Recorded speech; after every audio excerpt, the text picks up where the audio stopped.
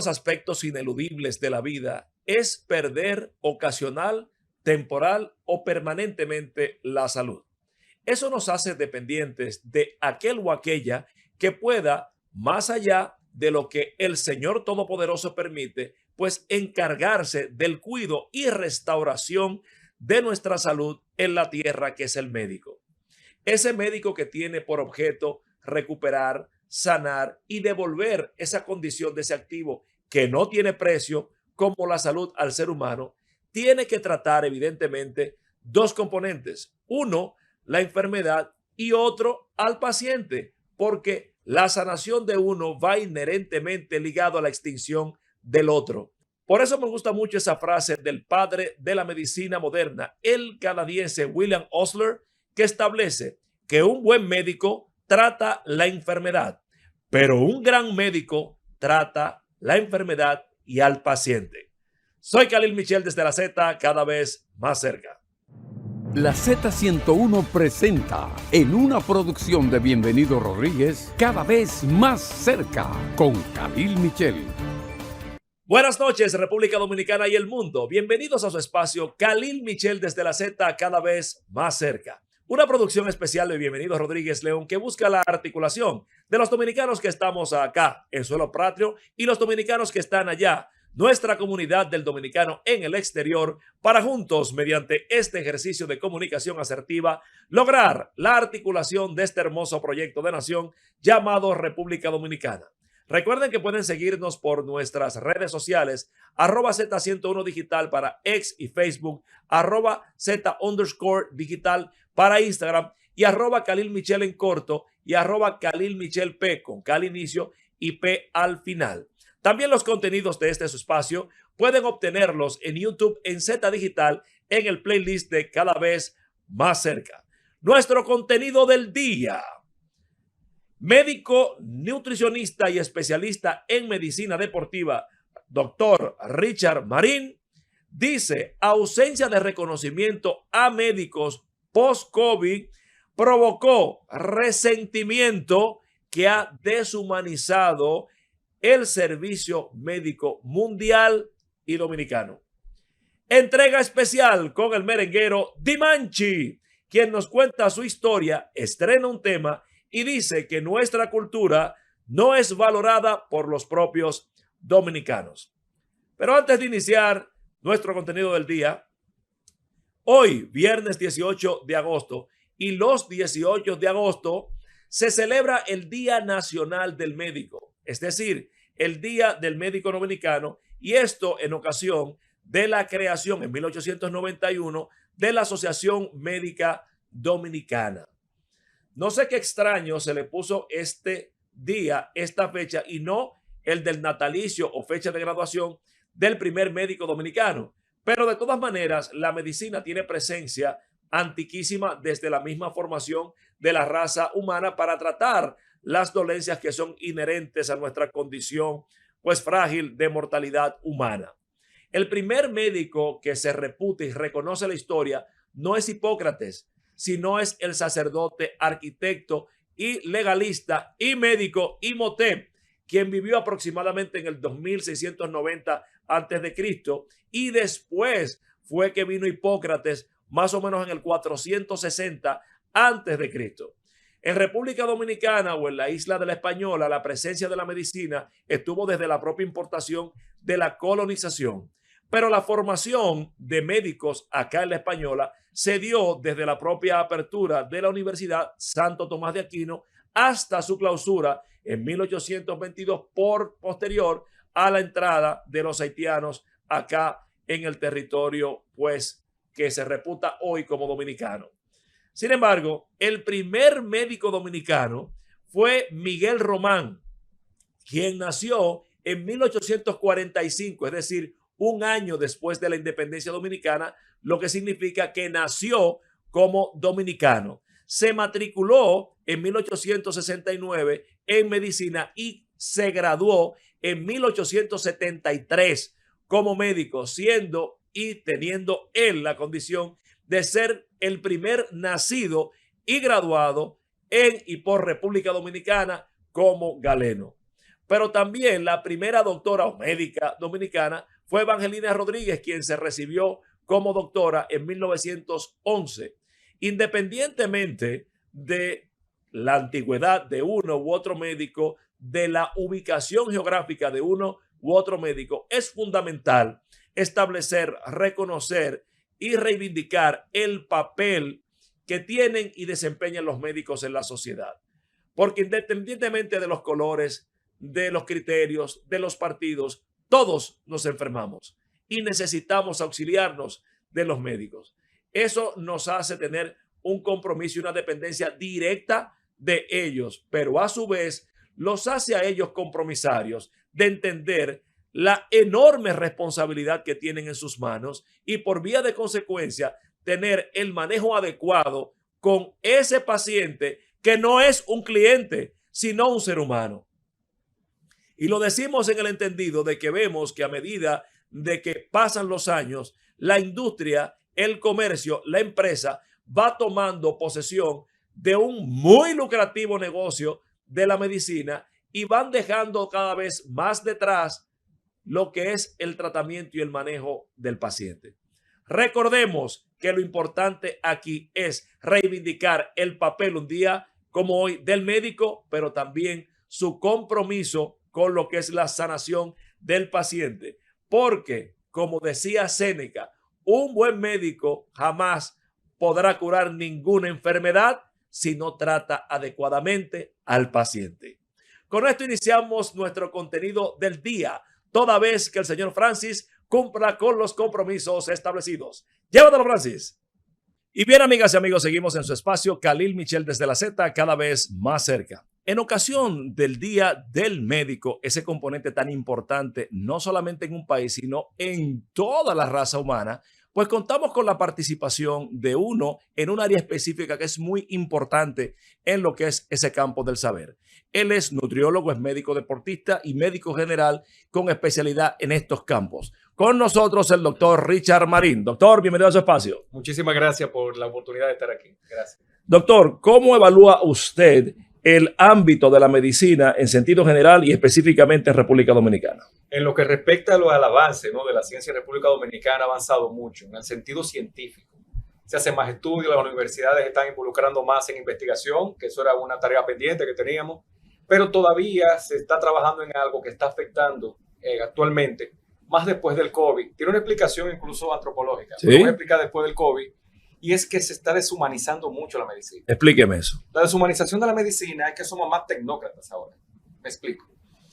El tema de que la gente pasó un fenómeno después del COVID-19 y es que las personas empezaron a buscar más ayuda en prevención. Antes del COVID, una persona, sobre todo latinoamericano, centroamericano, cuando iba a un galeno, a un médico, lo hacía por un dolor, por algo específico. Actualmente no, sino de que estas personas están buscando ayuda ya para prevenir enfermedades. Y se están topando, lamentablemente, la mayoría de los casos, con una deshumanización que consiste en lo siguiente. Vas al médico, te ve, usted tiene un caso, te receta y que pasa el próximo paciente. Es una autocrítica. Son clientes. Sí, por eso ya en Europa no le llaman pacientes, sino clientes. Porque cuando a ti te denominan como cliente, tú exiges tus derechos. Importante. Ciertamente. Porque si tú vas en calidad de paciente, bueno, que esto es así. Es distinto, ¿no? Yo pagué una consulta, yo pago un servicio, yo pago un seguro. Yo necesito ser tratado como un humano. Entonces, en Estados Unidos es así. Yo creo que ustedes sepan que esto no es propio de la República Dominicana, a propósito de que hoy es el Día Internacional Día Nacional del Médico de la República Dominicana, sino de que hay que hacer este llamado, y se lo está diciendo un médico que ve, que practica la medicina privada, y la queja está aumentando cada vez más. Se están quejando de que los colegas los están recibiendo y, salvo las excepciones, no están dedicando tiempo en la consulta. Pero ¿siente usted, doctor Richard Marín, que es un tema de método, o sea, que la gente quiere que le den más cariño, que lo añoñen más, o sencillamente es que el médico es más rápido, más efectivo y venga el otro para rendir más y ayudar a más personas? Sí, mira qué ocurre. Tú te vas a topar con un médico en el sector público y privado. Hay médicos que trabajan en el sector público y privado. Por ejemplo, yo tuve esa acción hace unos años, pero se da.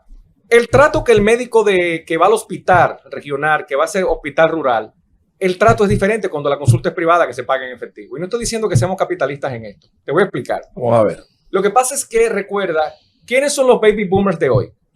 refiriéndome económicamente al grupo que pagaba los servicios antes. Sí. Ahora son los millennials y los exennials. Sí. Los que nacieron del 70 en adelante son los que hoy día tienen poder adquisitivo para generación de comprar 50 vehículos. años, sí. Entonces, ese paciente se acostumbró a que el médico le dedicara tiempo. Sí. Es el que puede pagar. Así es. El médico que va de un sector C económicamente a nivel de ingresos, que oscila por debajo de los 15,000 pesos mensuales, recuerda, esa es la tercera categoría de ingresos de la República Dominicana, ese que va dispuesto a aguantar lo que sea. No le queda de otra. No le queda de otra porque es un servicio público que él sabe que lo que quiere llegar a resolver su problema de salud. Y un poco eso no contradice el juramento hipocrático con el tema de la calidad del servicio, de la condescendencia al humano, de esa vocación que tiene el médico de sanar. Te voy a decir qué exacerbó eso. Vamos a ¿Qué ver. creó más problemas? Justamente el COVID. Te voy a decir por qué. Miren, señores, ¿ustedes saben qué esperaban los médicos después del COVID-19? Ser reconocidos por lo que hicieron con la humanidad. Pasó todo lo contrario. Mira, personalmente, Richard Marín, ¿qué pensó? Sí. No fue en mi caso, a mí me distingue siempre la prensa y los periodistas, Sí. no. Yo pensé que se iba a llegar al punto que eran los médicos que iban a entregar, por ejemplo, a los soberanos. Que eran los médicos que iban a estar en ocasión en un pueblo cuando un político iba cortando una cita. O sea, ese protagonismo que esperaba el médico por el esfuerzo, por el sacrificio, por exponer su vida cuidando gente, nunca fue reconocido, no solo aquí en República Dominicana. A nivel internacional llegó al punto tal, y eso la gente no la recuerda, que si en tu edificio vivía un médico que trabajaba con pacientes de COVID, los vecinos de ese edificio no le hablaban a ese médico. Es así. Porque entendían que ese médico venía infectado por atender gente con COVID. O sea, el médico, te lo voy a decir y suena extraño, quedó un poco resentido. Nunca nos reconocieron lo que hicimos. Por el contrario, se puso en duda la parte médica, la parte que hizo el médico, lo que hizo la ciencia con la vacuna. Todavía hoy se está discutiendo si la vacuna funcionó o no. O sea, algo que debió ser como un bombero cuando va a una tragedia, como un policía cuando resuelve una situación, el médico se quedó esperando esa palmadita de que gracias, doctores. Usted me contestó la pregunta ya, doctor Richard Marín, con el tema del resentimiento. Entonces ahí paso a la siguiente. Entonces, este tratamiento es una especie de desquite.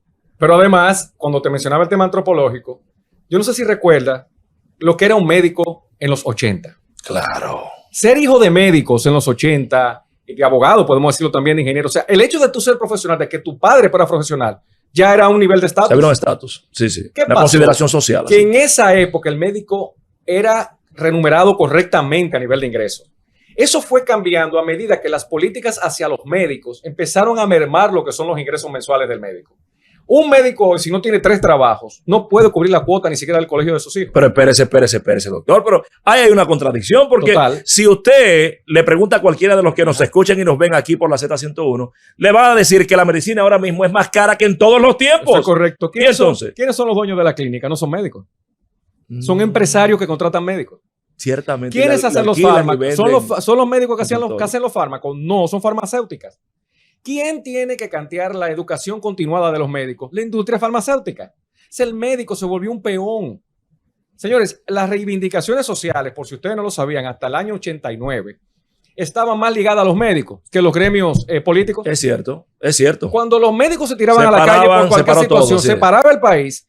Y las autoridades tenían que ceder porque, espera, los médicos no están trabajando. Pero no usted sugiere un tema importante ahí, doctor. Esto es primicia. O sea, y en virtud de que se dio esa mutación de ese papel activo, protagónico que tenía el médico, a sencillamente convertirse en un peón médico, como usted lo definió. Así es. Primero, las aseguradoras.